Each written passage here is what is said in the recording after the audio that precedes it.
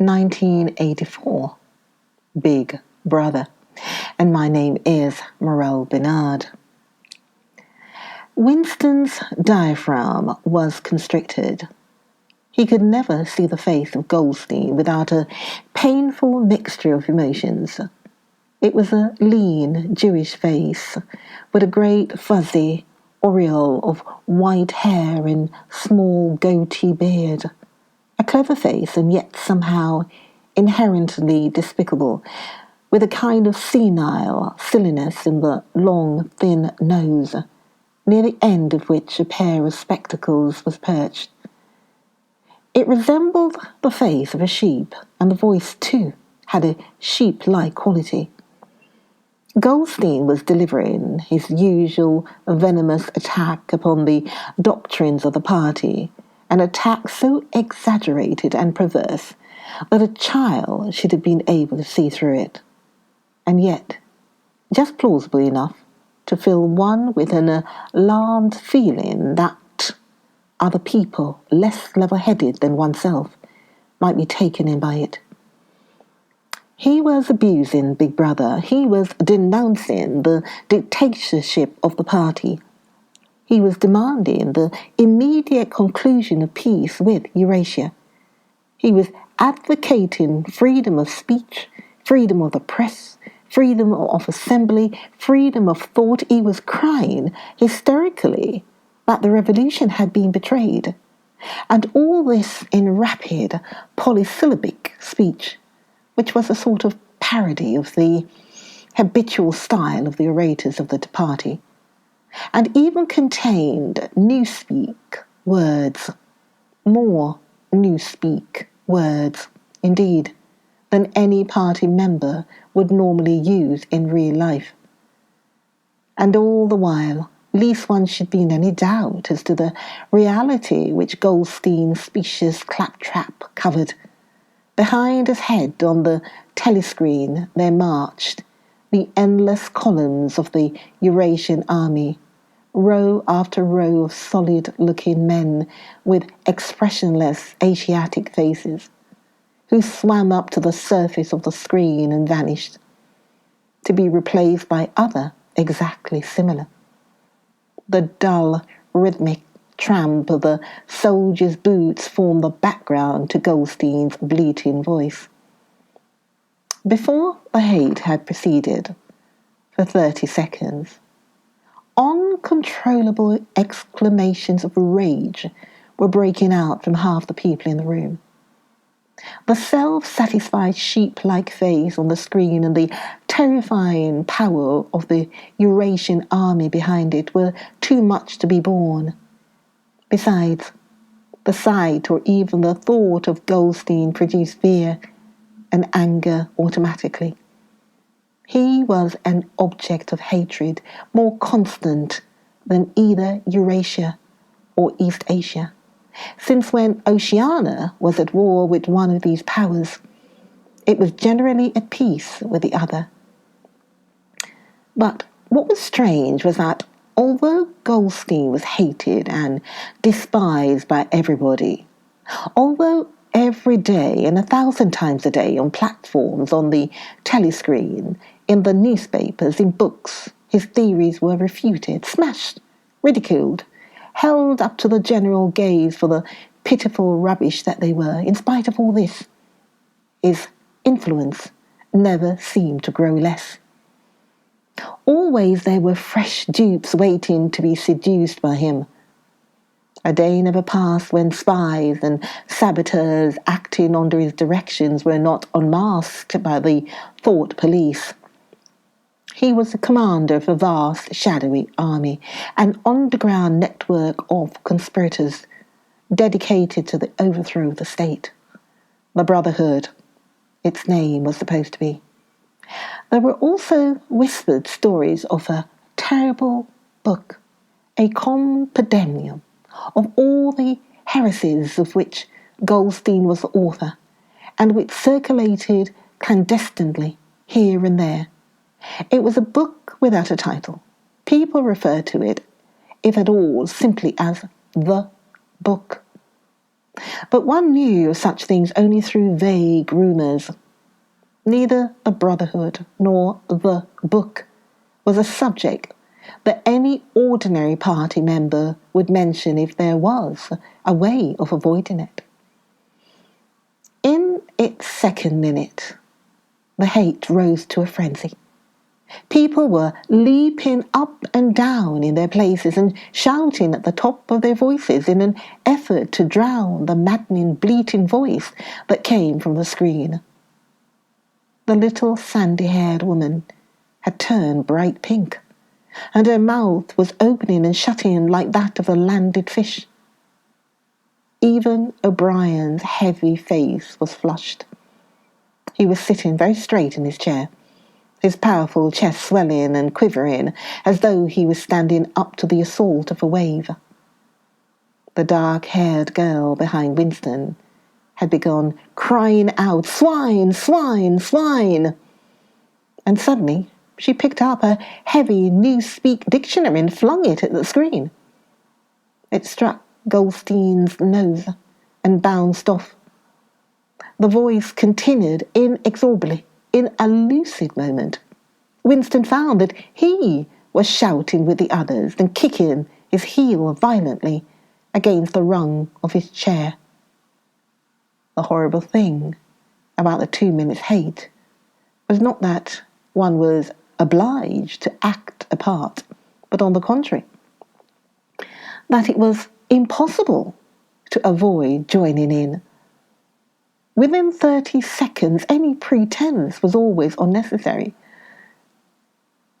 A hideous ecstasy of fear and vindictiveness, a desire to kill, to torture, to smash faces in with a sledgehammer, seemed to flow through the whole group of people like an electric current, turning one even against one's will into a grimacing, screaming lunatic. And yet the rage that one felt was an abstract, undirected emotion, which could be switched from one object to another, like the flame of a blow lamp. Thus, at one moment, Winston's hatred was not turned against Goldstein at all, but on the contrary, against Big Brother, the party, and the thought police. And at such moments, his heart went out to the lonely, derided heretic on the screen, sole guardian of truth and sanity in a world of lies. And yet, the very next instant, he was at one with the people about him, and all that was said of Goldstein seemed to him to be true. At those moments, his secret loathing of Big Brother changed into adoration, and Big Brother seemed to tower up an invincible, fearless protector, standing like a rock against the hordes of Asia and Goldstein. In spite of his isolation, his helplessness, and the doubt that hung about his very existence, seemed like some sinister enchanter, capable by the mere power of his voice of wrecking the structure of civilization. It was even possible at moments to switch one's hatred this way or that by a voluntary act.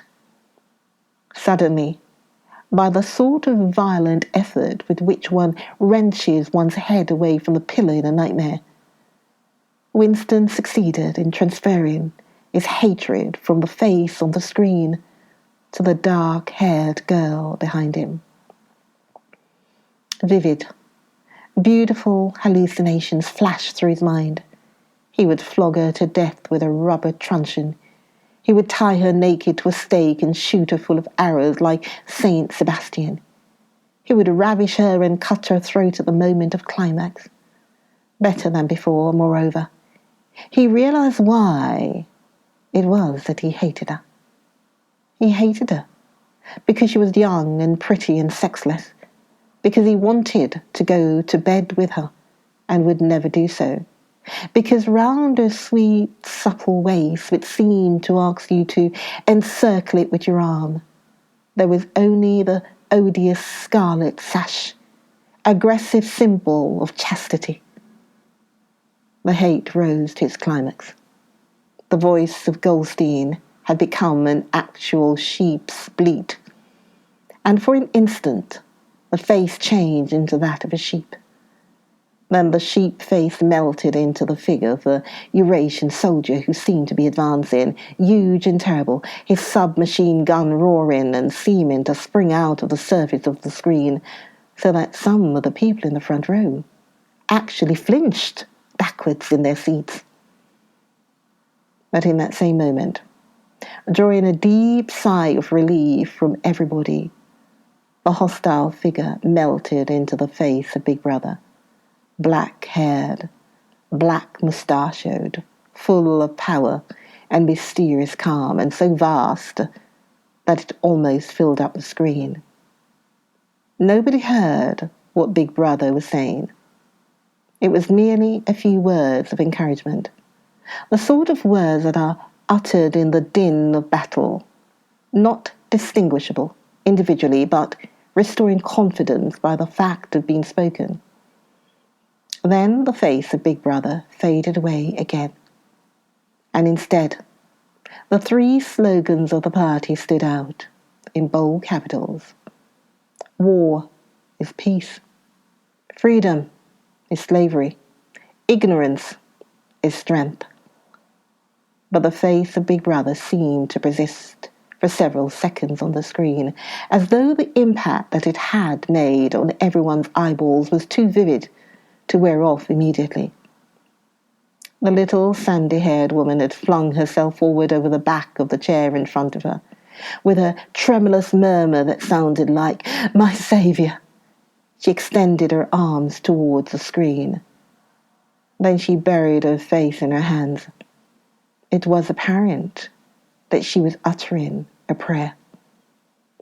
At this moment, the entire group of people broke into a deep, slow, rhythmical chant of Big Brother, over and over again, very slowly, with a long pause between the first B and the second, a heavy, murmurous sound, somehow curiously savage, in the background of which one seemed to hear the stamp of naked feet and the throbbing of tom-toms. For perhaps as much as 30 seconds they kept it up. It was a refrain that was often heard in moments of overwhelming emotion. Partly, it was a sort of hymn to the wisdom and majesty of Big Brother, but still more, it was an act of self-hypnosis, a deliberate drowning of consciousness by means of rhythmic noise.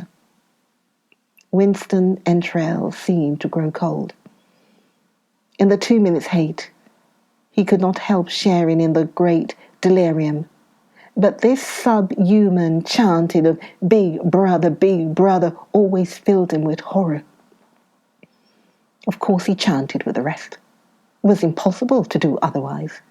To dissemble your feelings, to control your face, to do what everyone else was doing, was an instinctive reaction. But there was a space of a couple of seconds during which the expression of his eyes might conceivably have betrayed him. And it was exactly at this moment that the significant thing happened. If indeed it did happen. Join me for the next video of Big Brother 1984. You have been listening to Morel Bernard. Join me for the next video of 1984 Big Brother. Bye bye for now. See you soon.